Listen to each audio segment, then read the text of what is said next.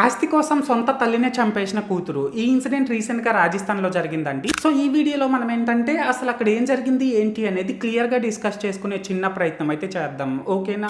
అయితే ఇక్కడ first of all matter ఏంటంటే గైస్, రాజస్థాన్ లోని జైపూర్ కి చెందిన విజయ్ కుమార్ శర్మ అనే వ్యక్తి రీసెంట్ గా చనిపోయాడండి. సో తను అలా చనిపోయిన తర్వాత తను చేసిన లోయర్ డివిజన్ క్లర్క్ అనే జాబ్ ని తన భార్య నీరజా శర్మకి అయితే ఇచ్చేశారు. అలా జాబ్ ని ఇవ్వడం మాత్రమే కాకుండా ఎలాగో విజయ్ కుమార్ శర్మ చనిపోయాడు కాబట్టి తన పేరు మీద ఉన్న ఆస్తి మొత్తాన్ని కూడా ఈ నీరజా శర్మ పేరు మీదకి అయితే ఎక్కించేశారనమాట.